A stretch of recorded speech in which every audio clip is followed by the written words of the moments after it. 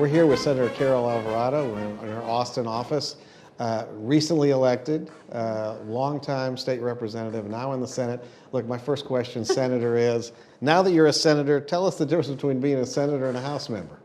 Well, the difference is you're in a larger body in the House, so being one of 31, the relationships are even more important, especially reaching across the aisle. That's important because we're in the minority over here, but you're able to get your bills passed a little quicker because there's fewer of you.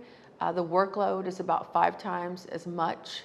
You're on at least 4 committees. I'm on 5. Wow. And you are constantly in committees or on the floor.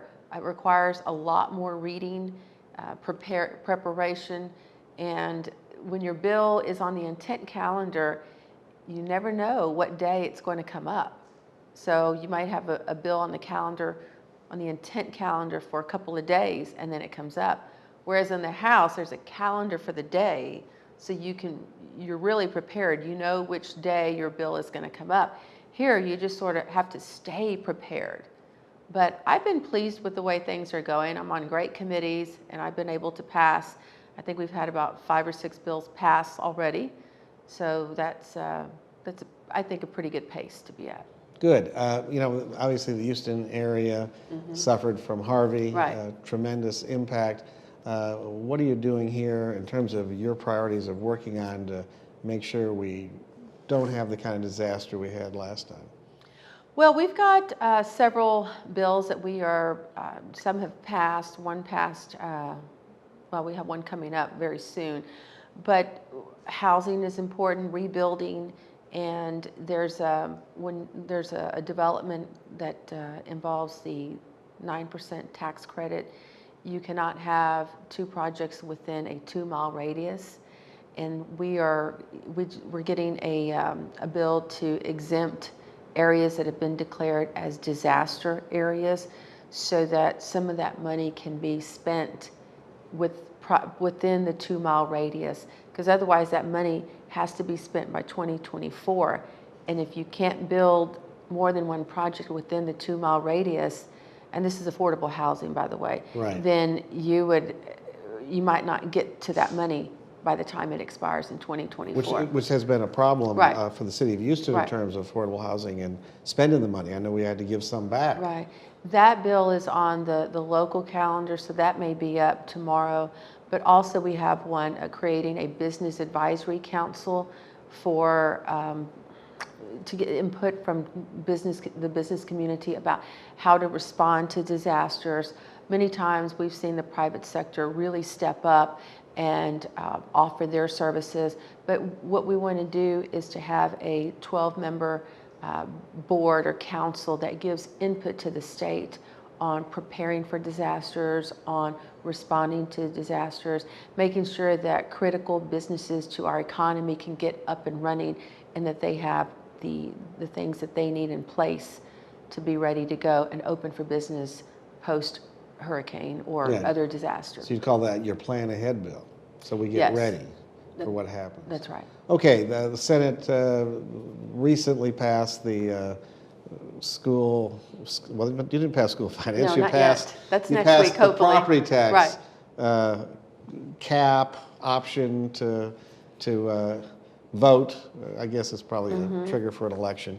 You didn't vote for it. Right. Why didn't you vote for it? Well, as you know, I started out my public service career in local government as a council member, and I've seen what the cap has done to Houston. It's tied their hands.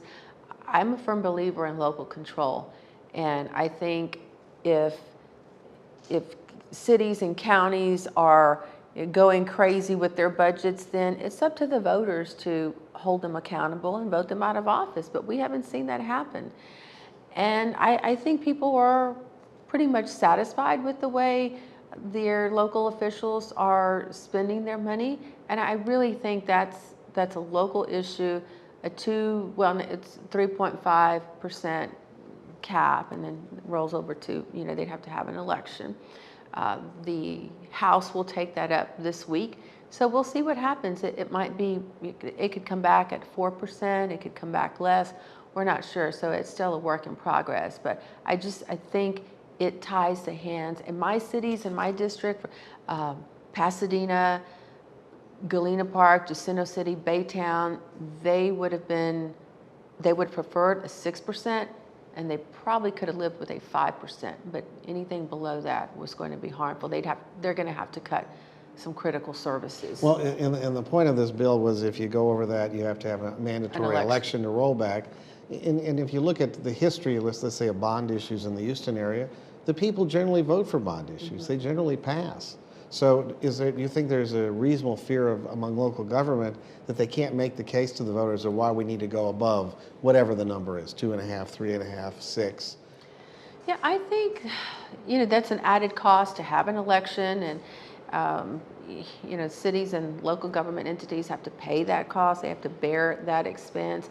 But I think you elect people to govern, to budget, and if you're not happy with how they're processing all of that, then don't vote for them. I mean, we have an 8% cap. That was put into play back several decades ago by Senator Farabee. And it was tied to inflation, because I think inflation at that time was in the double digits, maybe 10% and plus. So there was a reason why they took it to 8. And some have argued, well, inflation, some people say it's at 1.99%. This year. Yeah, this year. Could change. It could, but I think to go from 8 to almost in half, that's so drastic. And a lot of our local government entities, their budgets, their fiscal years are on different calendars. That is so that also has to be taken into consideration. Very good. Well, it was wonderful visiting with you, Senator Alvarado. You're a friend of the show. We'd love to have you back when you're back in Houston, post-session, to kind of get your take on how your freshman year in the state Senate was. It's great to have you in Austin.